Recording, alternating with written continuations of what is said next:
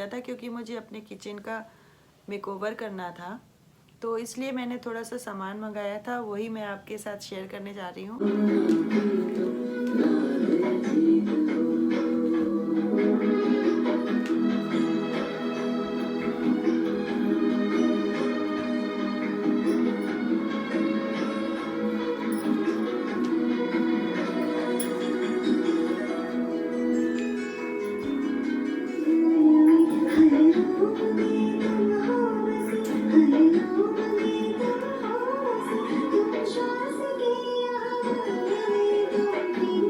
तो मैंने की सबसे पहले अपने घर की सफाई और फिर मैंने बेडशीट चेंज करी। ये देखिए मेरे जो छत पर टेरेस पर बहुत ही सुंदर सुंदर फूल खिले हुए हैं। तो मैं जब टेरेस पर धूप पे जाती हूँ तो मेरा तो बिल्कुल ही मन ही नहीं करता है कि मैं नीचे उतर कर आऊँ। तो फिर अब मैं नीचे आई हूँ और मुझे पीसनी थी इलायची, क्योंकि मुझे बनाना था गाजर का हलवा। तो मैंने ली थी इलायची, जो मैंने आपको अपने पिछले वीडियो में दिखाया था कि मैंने इलायची ली थी और उसको फिर मैंने छील लिया। सारे दाने मैंने निकाल लिए थे और ये दाने कोई बहुत ज़्यादा नहीं है, थोड़े ही हैं।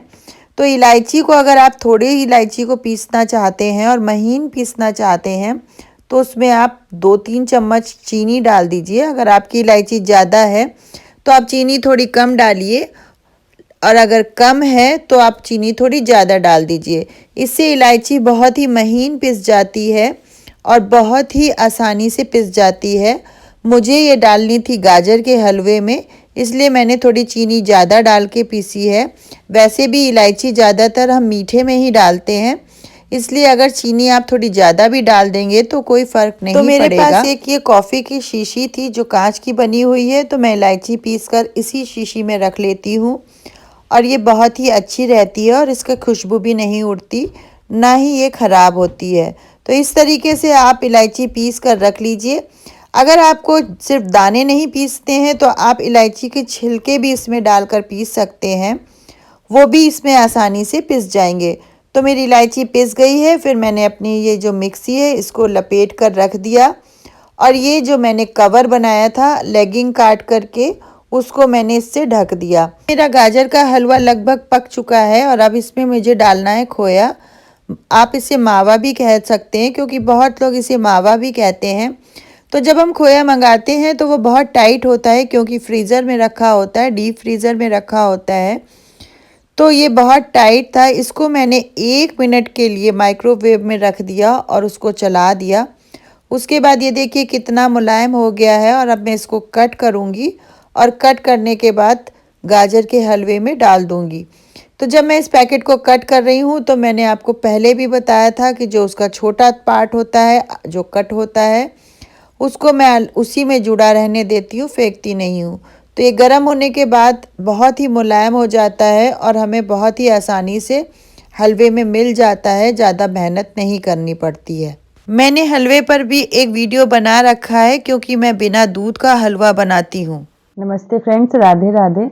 ठंड बहुत हो रही है तो आजकल तो कुछ काम करने का मन ही नहीं करता है। बस यही लगता है कि घर में ही बैठे रहें, हाथ तापते रहें और ब्लोअर के सामने बैठे रहें, हीटर के सामने बैठे रहें या फिर कोयला जलाएं और उसके सामने बैठे रहें। तो मुझे बहुत से काम थे जो मुझे करने थे, लेकिन मैं नहीं कर पा रही हूँ क्योंकि ठंड बहुत ज़्यादा है। बस एक ही काम हो सकता है कि किचन में आप जाइए, कुछ बनाइए, खाइए और अच्छी अच्छी चीज़ें बनाने में तो काफ़ी गर्मी हो जाती है। इतनी ठंड नहीं लगती जितनी बाकी घर में लगती है। तो मैंने अपने किचन के लिए थोड़ा सा सामान मंगाया था, क्योंकि मुझे अपने किचन का मेकओवर करना था। तो मैं उसी सामान को आपके साथ शेयर करूंगी और बताऊंगी कि मैंने क्या क्या सामान मंगाया है। तो अगर आपको मेरा सामान अच्छा लगता है तो प्लीज कमेंट करके बताइएगा कि उसमें मेरे क्या क्या चीजें आपको अच्छी लगी। तो चलिए अपना वीडियो अब स्टार्ट करते हैं और आपको दिखाते हैं कि मैंने क्या क्या किचन का सामान मंगाया है। तो सबसे पहले मैंने ये बास्केट मंगाई है, क्योंकि मुझे सिंक के पास जो बर्तन धोने होते हैं और उसको जो छोटे मोटे बर्तन होते हैं जो मैं धोती हूँ, तो उसको अगर मैं प्लेटफॉर्म पे रखती हूँ तो वो फिर पूरा पानी फैल जाता है। तो उसके साथ ये एक छोटी सी बास्केट है जो इसमें लग जाती है और आप इसमें स्पून रख सकते हैं और जो स्पून के साथ साथ नाइफ होती है वो भी रख सकते हैं। और ये एक ट्रे है जो इस बास्केट के नीचे लगाई जाती है। तो जो सारा पानी होता है जो बास्केट में बर्तन धोकर हम रखते हैं वो इस ट्रे में आ जाता है, और यहाँ से आप सिंक के पास इसको रख दीजिए तो सारा पानी यहाँ से निकल करके ट्रे का सिंक में चला जाता है। तो ये आपको कैसा लगा? ये वैसे मेरे लिए तो बहुत यूजफुल है। तो ये कोई पेड प्रमोशन वीडियो नहीं है, मैंने अपने लिए सामान मंगाया है और ये सामान मैं आपको दिखा रही हूँ क्योंकि ये चीज मुझे बहुत ज्यादा यूजफुल लगी है, इसलिए मैंने ये आपको दिखाया। प्लेटफॉर्म पे जब हम काम करते हैं तो काफी सामान फैल जाता है, आप इसके ऊपर रख करके काम कर सकते हैं। ये बहुत अच्छा है, आप इसको बिछा करके इसके ऊपर रोटी बना सकते हैं।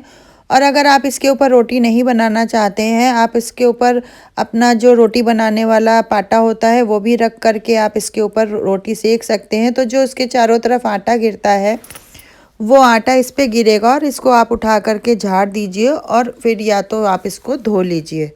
जब हम किचन में चॉपिंग करते हैं तो आप इसके ऊपर चॉपिंग बोर्ड भी रख सकते हैं, और चॉपिंग बोर्ड रखने के बाद आप जो सब्जी काटेंगे तो वो अगर गिरती हुई इधर उधर थोड़ी बहुत गिर जाती है, फैल जाती है, तो वो भी आप इसके ऊपर गिरेगी और आप इस उठा करके साफ करके रख सकते हैं। मैं इसका कहाँ यूज़ करूँगी ये मैं आपको जब इसका यूज़ करूँगी तब दिखाऊँगी। इसके बाद फिर मैंने मंगाया है ये चॉपिंग बोर्ड। ये काफ़ी अच्छा है, इसका डिज़ाइन भी मुझे पसंद आया, काफ़ी मजबूत है और इसके किनारे दोनों तरफ उठा हुआ है जिससे कि इसका जो सब्जी का जो वेस्ट होता है वो इधर उधर ना गिरे, इसका जो पानी निकलता है सब्जी का वो इधर उधर ना गिरे। और इसके नीचे एक ये ट्रे लगी हुई है, ये स्टील की ट्रे है, काफ़ी मजबूत है। तो जो ये ट्रे है ये आप चॉपिंग बोर्ड के नीचे लगा सकते हैं क्योंकि ये वहीं लगती है। तो जब हम सब्जी काटते जाएंगे तो ये आप सब्जी काट काट के इसमें रखते जाइए।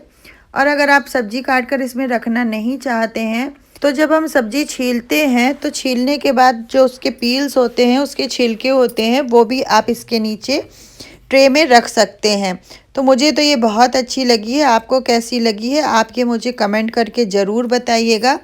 जो सामान मैं आपको दिखा रही हूँ, मैंने फिर कह रही हूँ कि ये पेड प्रमोशन नहीं है, ये मैंने अपने यूज़ के लिए ख़रीदा है। इसके बाद फिर मैंने ये रैक ख़रीदी है, ये मुझे बहुत अच्छी लगी। इसका जो ये डिज़ाइन है ये मुझे बहुत पसंद है। ये इसके ऊपर जो ये लगा हुआ है पेपर, ये प्लास्टिक का है, प्लास्टिक की शीट लगी हुई है। तो इसके ऊपर आप नाश्ते के डब्बे रख सकते हैं, ऑयल कैन्स भी रख सकते हैं, जैसा आप चाहो वैसा यूज़ कर सकते हो। इसके आगे ये ड्रॉर्स लगी हुई हैं छोटी छोटी, जो बाहर भी निकल आती हैं और आसानी से फिर लग जाती है। तो ये जो छोटी छोटी ड्रॉर्स है इसमें आप अपना छोटा छोटा किचन का सामान रख सकते हो जो रैंडमली इधर उधर फैला रहता है। तो ऊपर आप अपना जो सामान है, जैसे नाश्ता है मैंने बताया, आपकी कैन्स है वो रख सकते हो। और ये बड़ी वाली जो ड्रॉर है इसमें आप जैसे पॉपकॉर्न के शैशे हैं या आपका जो सॉस के शैशे हैं वो रख सकते हो। और ऊपर वाले और छोटे वाले में, नीचे वाले में आप कुछ भी रख सकते हो जो आपका मन करे। मैं तो इसमें छोटा छोटा सामान ही रखूँगी जो मेरे किचन में इधर उधर पड़ा रहता है। तो आपको ये रैक कैसी लगी है, और इसमें हैंडल भी लगे हैं, तो ये आपको रैक कैसी लगी है मुझे कमेंट करके ज़रूर बताइएगा। इसका कलर मुझे बहुत पसंद आया है और मेन तो जो चीज़ है वो इसकी डिज़ाइन है वो मुझे बहुत पसंद आई है। ये कोई पेड प्रमोशन नहीं है, ये मैंने सामान अपने लिए मंगाया है, ये मैं बार बार बता रही हूँ। और मुझे ये रैक बहुत पसंद आई है, काफ़ी मजबूत है और बहुत ज़्यादा भारी भी नहीं है, हल्की है। जब मैं इसको अपने किचन में रखूँगी और इसके ऊपर क्या सामान रखूँगी तब मैं आपको उसका रिव्यू दूंगी और दिखाऊंगी। तो ये रैक आपको कैसी लगी मुझे कमेंट करके ज़रूर बताइएगा। फ्रेंड्स, मैं वॉइस ओवर इसलिए कर रही हूँ कि बीच में मेरा माइक बंद हो गया था और आधे में आवाज़ रिकॉर्ड हुई थी और आधे में नहीं हुई थी, इसलिए मैं वॉइस ओवर कर रही हूँ, तो आप उसको माइंड मत करिएगा। इसके बाद फिर मैंने बनाए हैं अपने गुड़ के लड्डू, जो मैं हर साल बनाती हूँ, गुड़ और सोंठ के लड्डू। अगर आप देखना चाहते हैं, जानना चाहते हैं कि मैंने कैसे बनाए हैं, तो इसका पूरा वीडियो आपको मेरे चैनल में मिल जाएगा। ये मेवा है जो मैंने फ्राई करके डाली है, मतलब हल्की सी उसको थोड़ा सा घी डाल के कलहार लिया है और उसके बाद फिर मैंने डाली है इसमें। तो इस तरीके से मैंने ये सारा लड्डू बनाया है। तो आपको अगर मेरा लड्डू का वीडियो देखना है तो एक आपको पूरा मेरा व्लॉग उस पर मिल जाएगा। मैंने अलग अलग तरह के लड्डू बनाए हैं, तो आप उसको देख सकते हैं। अब मैंने इसमें सारी मेवा डाल दी है और अब मैं इसको ठंडा होने के लिए छोड़ दूँगी। जब ये थोड़ा ठंडा हो जाएगा तो ये गाढ़ा हो जाएगा और मैं इसके लड्डू बना लूँगी। अगर आपको थोड़ा ये पतला दिखता है, आपको लगता है कि ये ठंडा होने के बाद भी गाढ़ा नहीं होगा, तो आप इसको थोड़ी देर और चला लीजिए और चलाने के बाद जब ये थोड़ा और गाढ़ा हो जाए तब आप इसके लड्डू बनाइए। तो मैंने तो इसको बंद कर दिया और चला रही हूँ। देखिए थोड़ा धीरे धीरे ठंडा होता जाएगा, गाढ़ा होता जाएगा और उसके बाद जब ये पूरा ठंडा हो जाएगा तो मैं इसके लड्डू बना लूँगी। तो बीच बीच में किचन का काम चलता रहता है। तो मैं आपको इसके बाद दिखा रही हूँ। ये मैंने एक सामान और मंगाया है।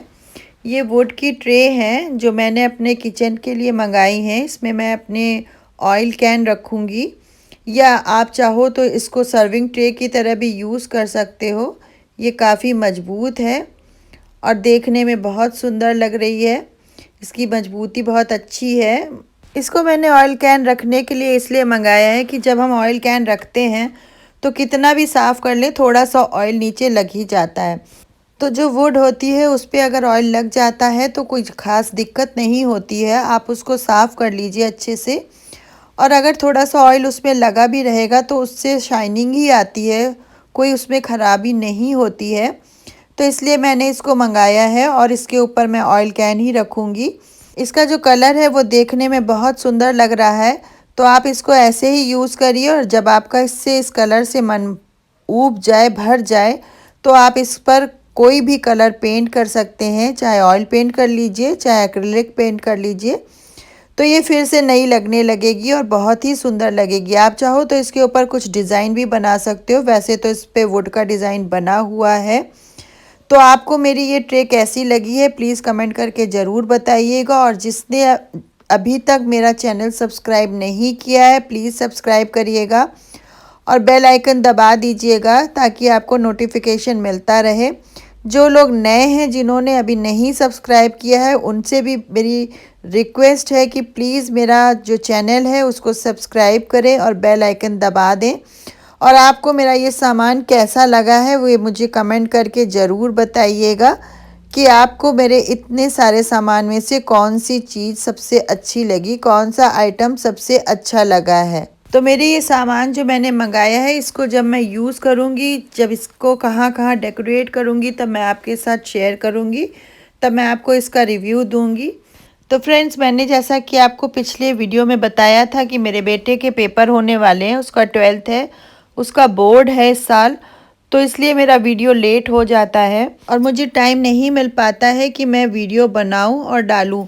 क्योंकि जब हमारे बच्चे पढ़ते हैं तो हमारा फ़र्ज़ होता है कि हम उनके साथ बैठें, देखें हम कि वो क्या पढ़ रहे हैं। अगर वो लेट नाइट पढ़ते हैं और हम उनको ऐसे ही छोड़ देते हैं और हम सो जाते हैं तो उनका पढ़ाई में मन नहीं लगता है। हमारी रिस्पॉन्सिबिलिटी होती है, तो हमारा बच्चा पढ़ रहा है तो हम उसके साथ जागते रहें।